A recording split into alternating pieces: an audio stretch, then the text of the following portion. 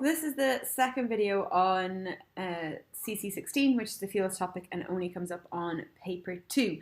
And in the last video we looked at crude oil and we saw that it was made up of different hydrocarbons. And I said that hydrocarbons come in all sorts of different shapes and sizes. They can be really small, like the ones I've drawn here. They can be much, much larger, contain 100, 200, 300 carbon atoms. They can be arranged in a ring, or they can have branches instead of just being in all of the carbons in a line. Because you've got lots and lots of different hydrocarbons, what we do is we put hydrocarbons into different families depending on their properties. I need to reveal all of that. The name that we have for these families that we put them in is a homologous series. So it's just a word to describe a family. And to be part of a homologous series, a molecule must meet certain criteria. So to be in the same family, you must have similar chemical properties to all of the molecules in that family. So when I'm talking about chemical properties, I mean how the molecule reacts. So all molecules in a family should react in a very similar way. They should all have similar physical properties. So by physical properties, I'm talking about like melting point, boiling point. Are they easy to ignite? Are they easy to pour? Do they conduct electricity? They would all be physical properties. And if you're in a family, you should have the same chemical and physical properties of as the other members of that family. You should also have the same general formula, and I'll go through what that means in a second. And successive members differ by a CH2, and again, I will go through what that means in a second. So there are 3 different homologous series of hydrocarbons. Remember, hydrocarbons contain carbon and hydrogen only. But there's not just one family of hydrocarbons, there are actually 3. There are the alkanes, which are the family of hydrocarbons found in crude oil. But you've also got the alkenes and the alkynes. Now, we don't need to know anything about the alkynes, but we are going to look at the alkanes and the alkenes so that we can see what the difference is. And we can also see what I mean by general formula and what I mean by successive members differ by a CH2. So remember, they are hydrocarbons, so alkanes and alkynes, they only contain carbon and hydrogen. So I can write a general formula so I can work out how many carbon and hydrogens they have. So with the alkanes, this is my general formula. And what this shows me is the relationship between the number of carbons and the number of hydrogens. And the easiest way to do this is just to look at an example. So I'm going to say that n equals 1. If n equals 1, then I've only got 1 carbon in my hydrocarbon. If I've only got 1 carbon in my hydrocarbons, I'm just going to fill in 1 for the letter n there. And I'm going to fill in 1 for the letter n here. So it's going to be 2 times 1 plus 2. So I'm filling in the number 1 everywhere I have an n. And when I work that out, I see that I've got 1 carbon. And I've got 2 times 1 is 2, 2 and 2 is 4. I have got 4 hydrogens. If n equals 2, I would have C2H2 times 2 plus 2. So again, I'm just filling in the number 2 everywhere I've got n in my general formula. And when I work it out, I've got C2H, 2 times 2 is 4, 4 and 2 is 6. I get C2H6. If n equals 3, I would be filling a 3 everywhere I had an n. And I would have 2 times 3 is 6, 6 and 2 is 8. So using my general formula, I know the relationship between the number of carbons and the number of hydrogens. If I've only got 1 carbon, I've got 4 hydrogens. If I've got 2 carbons, I've got 6. If I've got 3 carbons, I've got 8. If I had 100 carbons, I would have C100, H2 times 100 plus 2, so giving me C100, H200 and 2. So it doesn't matter how many carbons you've got. If you know the general formula, you can always work out the number of hydrogens. And if it's an alkane, it always has this relationship where you've got double the amount of hydrogens plus 2. So 3 carbons, you've got double that, 6 plus 2, 8 hydrogens. So this is the general formula, and if the hydrocarbon is an alkane, it will fit this general formula. The other point is that successive members differ by a CH2. By successive members, I mean going from the hydrocarbon with just one carbon to the hydrocarbon with two, and going from the hydrocarbon with two carbons to the hydrocarbon with three. So these are successive members. And if we look at the difference between C1 and C2, you will see that as I go from CH4 to C2H6, I am gaining one more carbon, going from C1 to C2, and I'm gaining two more hydrogens. I'm going from H4 to H6. As I go from 2 to 3, again, I'm gaining one carbon, going from C2 to C3, and I'm gaining two hydrogens, going from H6 to H8. So again, I'm gaining two hydrogens. So successive members differ by a CH2. If you're just adding one extra carbon, you're adding two extra hydrogens. Successive members all differ by a CH2. If we look at the alkenes as another example, you'll see the general formula is similar but slightly different. So it starts off CnH2n, that's the same for both. But with alkenes, the general formula stops there, and with alkanes, you have to add 2. So the alkenes is actually a bit easier.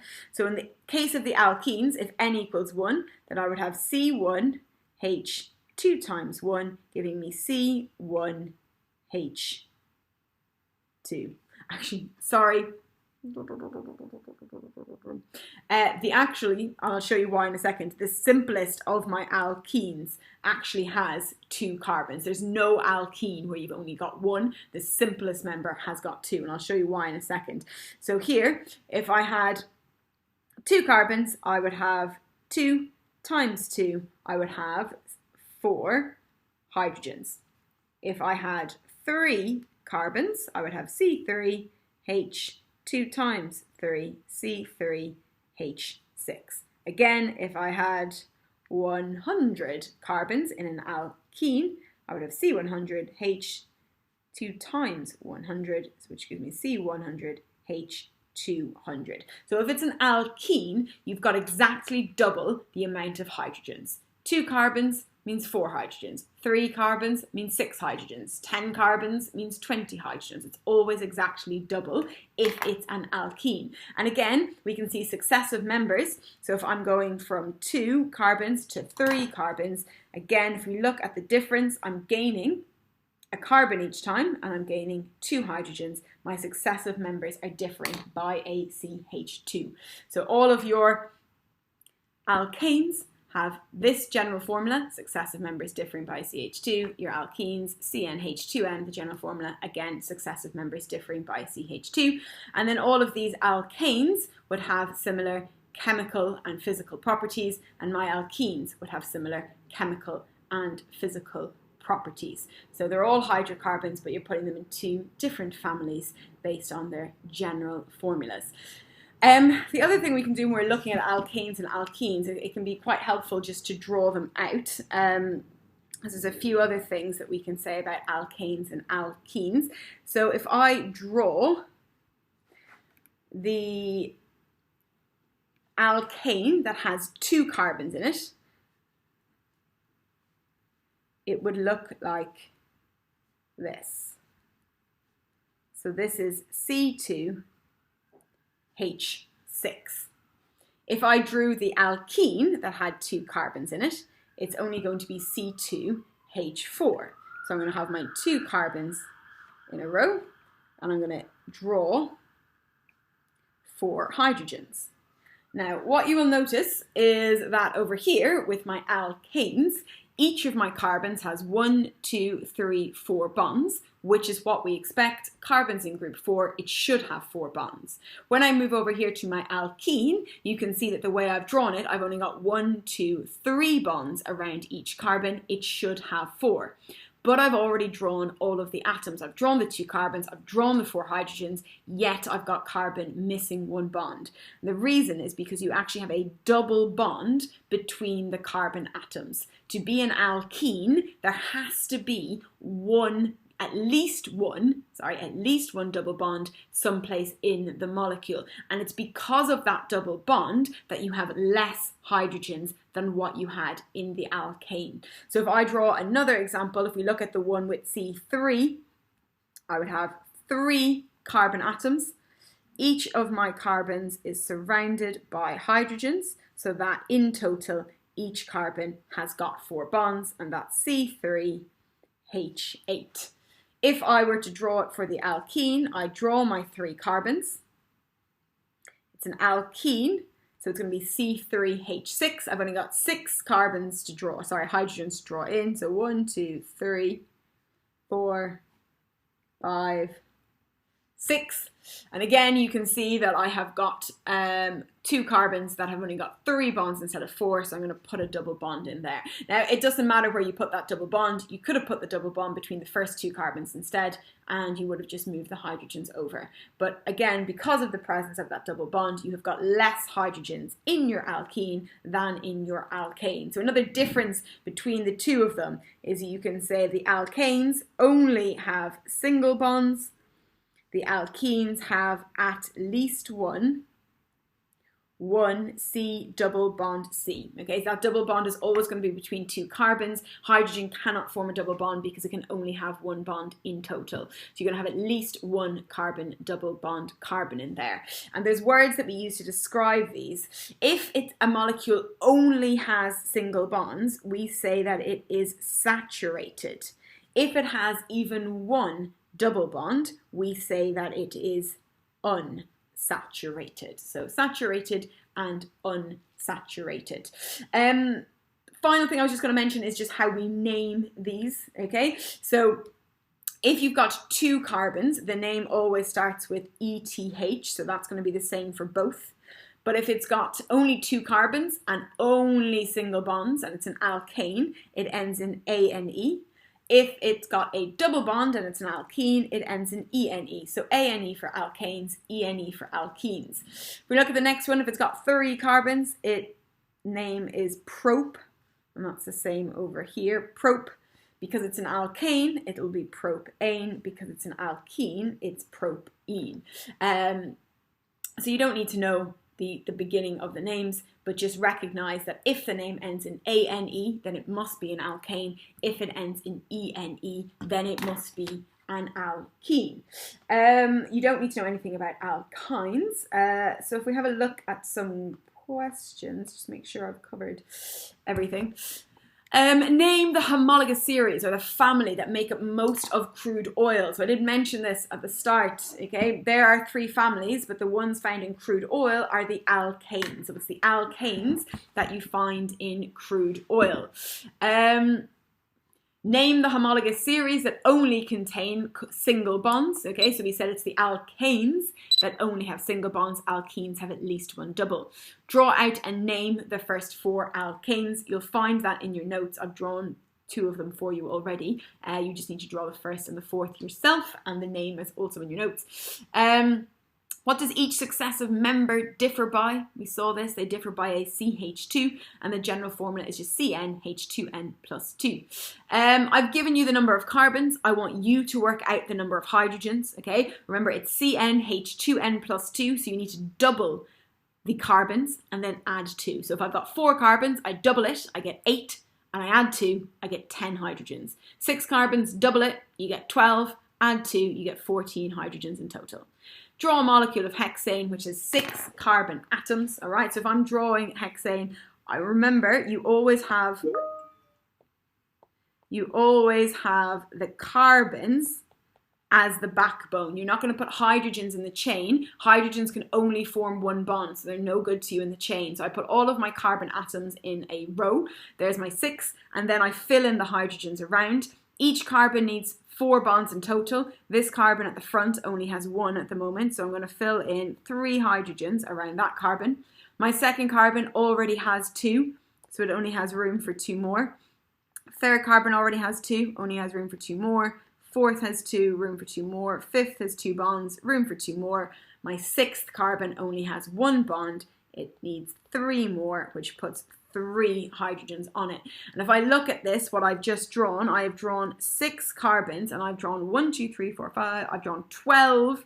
No, I haven't. I have drawn 14 hydrogens, and that fits my general formula. I've drawn double the amount of hydrogens plus 2. 6 times 2 is 12 plus 2. I've drawn 14 hydrogens in total, haven't I? 1, 2, 3. Yes, I have. Blah, blah, blah, blah. And then I give you nonane is an alkane with 9. Propane is an alkane with 3. Answer the following question. So which is a higher boiling point? Well, nonane has got 9. Nonane is bigger. The bigger the molecule, the higher the boiling point. So your answer there is going to be nonane. That's got the higher boiling point. Why? Because it's bigger, bigger molecule, higher boiling point. Which is easier to ignite? Which is easier to set on fire?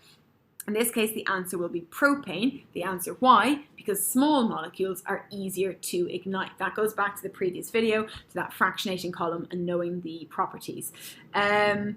Different boiling points, they're separated using fractional distillation.